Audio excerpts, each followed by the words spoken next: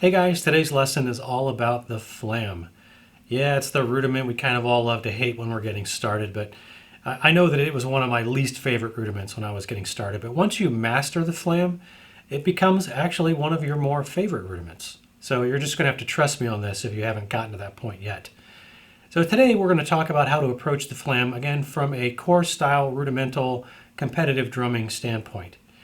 And I'm going to put a sheet up on the screen so you can see what I'm talking about. And you can go to drummingwithdray.com and download a copy of this for yourself if you like. But as you can see, we're going to start at the top, talk about basic non-alternating flam technique.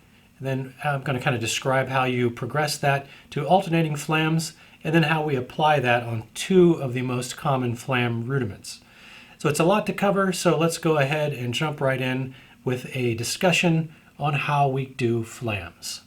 All right, so I'm going to stick with match grip, although I may occasionally screw up and go to traditional grip just out of habit. Again, if you're interested in a traditional grip lesson, not to worry, that is coming fairly soon. But I really want to make sure I get some of this really entry-level foundation material down with match grip first. So we're going to stick with that. So with the flam, you basically have two parts. There's a grace note and a primary note. Now the primary note may or may not be accented, but it is different and distinguishable from the grace note in its height. So a grace note is typically going to be somewhere around 1 inch to 1.5 inches in height. And there are some cases where it may creep up a little higher than that, but generally speaking it's going to be fairly low. But the important thing is it definitely needs to be lower than the primary note. So when we do just basic right-handed flam, that means the right hand owns the primary note. The left hand is the grace note. So basically we're upstroking, and the thing I want to point out here is I'm not upstroking both notes at the same time. These are not connected by a rubber band. I don't need to move them together. So I'm basically moving the primary note up, and as I come back down, the grace note hand just drops into place ahead of the accent note. All right, so it looks like this in real time. All right, just a single basic right flam.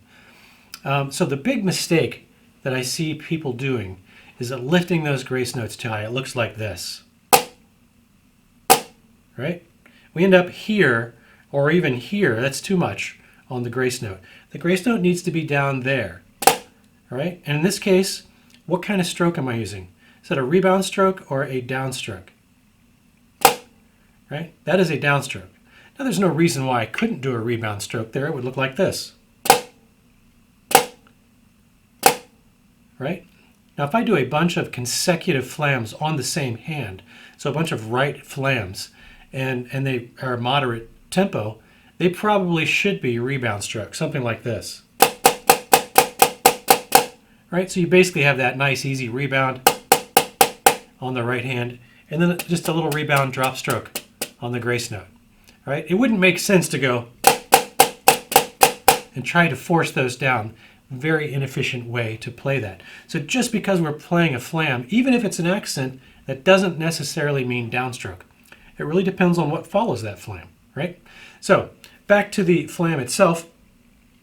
The other big mistake that I hear with flams, other than lifting that grace note too high, is making the flam too wide or not wide enough. Now what do I mean by wide?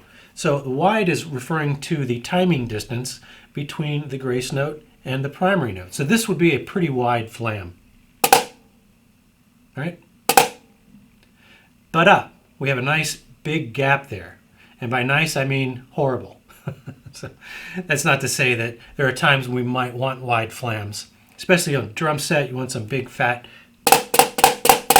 flams. That's fine, totally fine. But when we're playing in a core style environment, we need to keep the flams fairly tight. Now we do want to audibly be able to hear that grace note. It should sound more like a chut, like almost a thick sound, like that. Right? Versus the wide flam, which has got so much space in it that is unnecessary. Now the reason we don't want those wide flams in a core style environment is because it makes it very hard to clean. Somebody's going to be too wide, somebody's not going to be wide enough, and it's just going to create the inaccuracy and its dirty sound. from player to player. So that's why we really can't have super wide flams. Now, the opposite side of that is playing flams that are too narrow. Might sound like this. Not quite, actually. Out of habit, that was still pretty decent. There we go. Can you hear the grace note? That last one you could. I actually struggle playing narrow flams just because I've tried to beat them out of my technique, so I didn't do them anymore. But one of the problems you can get, you probably heard the term popped flam. And basically what that is when the grace note is so close to the primary note that it actually catches that drum head as it's flexing and sort of short circuits the rebound off of the primary note. And you get this kind of a weird sound out of the drum, and it feels weird to play too. You can definitely feel all of a sudden the sticks don't want to rebound properly. Now, you can compare that. It's very similar to something called a flat flam, where we are essentially not putting any distance between the grace note and the primary note, right? You can't hear the grace note at all. Now, there are times when we want kind of a flat flam approach, and those are usually notated in the music when that's what the arranger wants from us. So you'll probably know that if that's what's being asked of you. But generally speaking, we want a nice, tight, but discernible flam sound. That one right there. Right? Do one on the left. Now when I'm doing slow like this, it just kind of makes sense to practice the downstroke. And we're listening for that consistent chut sound. Right? How do I know if I'm going too fast? How I know if I'm going too fast is an easy answer to that question. If I'm doing it wrong as much or more than I'm doing it right. If you're not doing it right, at least on a factor of, say, 4 to 1, doing it right 4 times, doing it wrong maybe once, or better ratio going on, you can keep going, and you're probably building some effective muscle memory with that. But if you're playing it wrong a little bit more often, or even more often than you're playing it right, well then you're either just confusing your muscle memory or you're building bad muscle memory. So you got to take care not to do that. How do we not do that? We slow it down as much as necessary to get control of what we're doing. And that's the biggest challenge to a new student, or even a fairly advanced student, is being willing to slow down so that you can get control of what you're doing, and then you can move it forward. So that's probably the biggest lesson from today, aside from anything else I'm talking about flams. All right, so once I've got that nice sound, and by the way, that thickness of the flam will shorten up. I'll get a little bit closer with the grace note and the primary note, so I'll tighten that flam up the faster that I'm playing. So if I'm just playing something like the flam accent, you can see that listed on the bottom of the page. If I'm playing flam accent at a moderate to slow pace, you can still clearly discern the grace note. It would sound like this. Right? You're still hearing that nice chut sound. If I do it really fast, right, you're still hearing the chut sound, but it's a little more staccato. It's a little closer together. And this is especially true when we get into things like flam taps as well. When we play flam taps fast, you're going to have a very tight flam versus playing flam taps a little slower. You want a little bit more open sound. And the reason we do that, by the way, is if you put too much space between the grace note and the primary note, when you're playing a lot of notes in the same time space, it begins to sound sort of cluttery and very hard to read. So we still want it to be very readable from the listener's standpoint, and so sometimes we have to tighten the flam up in order to make it readable at faster tempos. All right, so once we spend some time developing our flam sound, there I've gone back to traditional grip. Got the flam sound going, and I've got it repeatedly on the right. I'm doing it pretty consistently. I'm doing it repeatedly on the left, very consistently. Now I'm going to start alternating. And how much time am I going to take? As long as it takes to get consistent before I start speeding up. And there's no point in going real fast at this point. I'm just looking for consistency. All right? So moving along to the next element on that page, right below the alternating flams, you'll see the flam tap. Now, there's really kind of 2 gears, or 2 techniques that we use when we're building a flam tap, and it really depends on the tempo range that we're dealing at. The first gear, as I call it, when we're playing it slower, is we're controlling every motion in the hand. We're not really relying on bounce very much. So its tempo limits are constrained. We're not going to be able to play this super fast in first gear. So just like riding a bike, you can only go so fast in the low gear before you have to switch to the next gear up to allow you to speed up further. Same kind of thing happens with our technique, and our technique opens up, but there will be another video specifically on fast flam tap. So keep your eyes out for that one. But you got to master it in first gear first. So here's basic first gear flam tap. We have a right flam followed by a right tap. Right? Notice the difference in height. We're not doing, right? So we have an accent followed by a tap. And then a left accent with a flam followed by a left tap. Right? And it just repeats.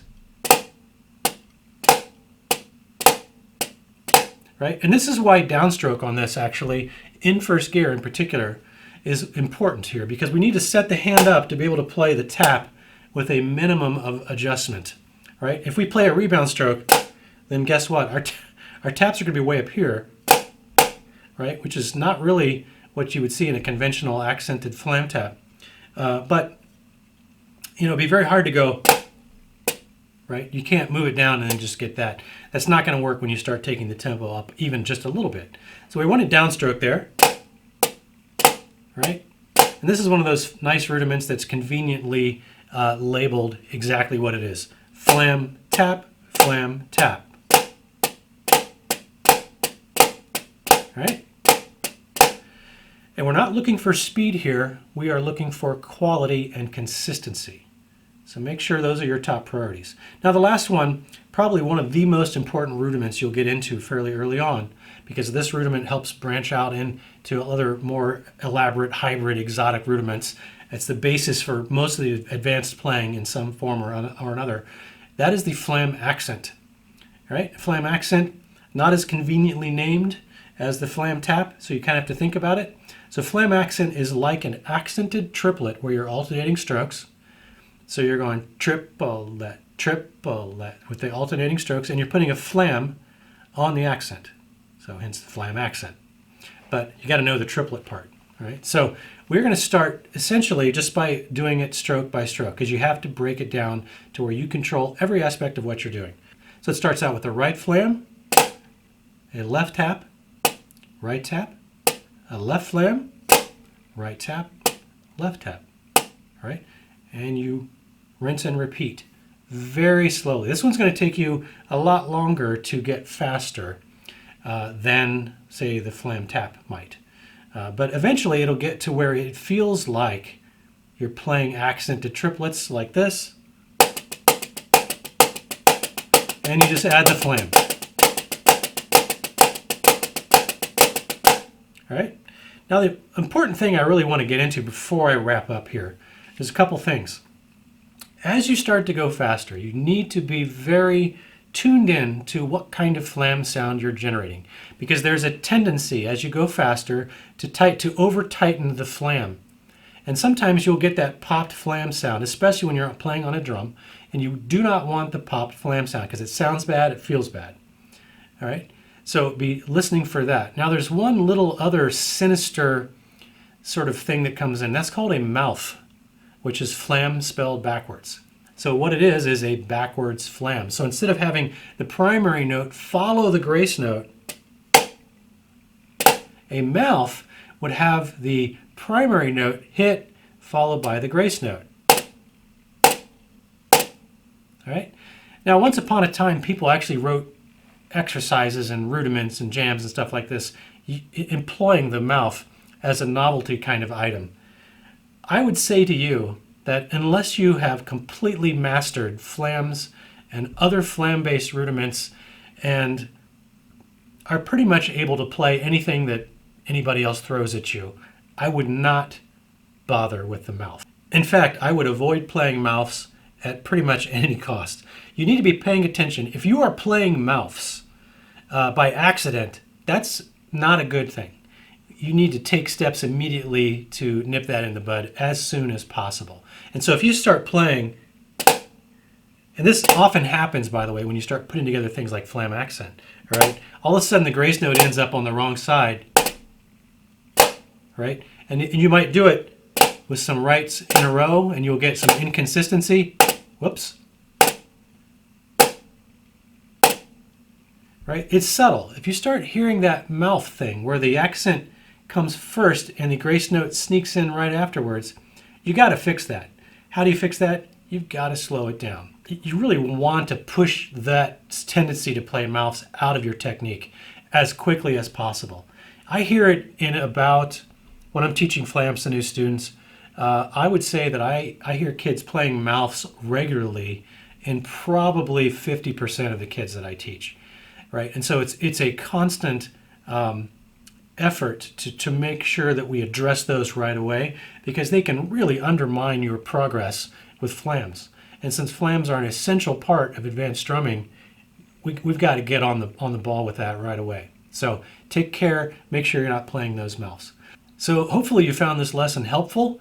Flams are super important. If you did, please give us a thumbs up. If you're not subscribed yet, consider subscribing, and feel free to go check out drummingwithdray.com for my other videos, or you can find them on my YouTube channel. But the website will have links for you to print off the PDFs if you want to play along and practice as well. So hope to see you in the next one. We'll be back soon with another lesson.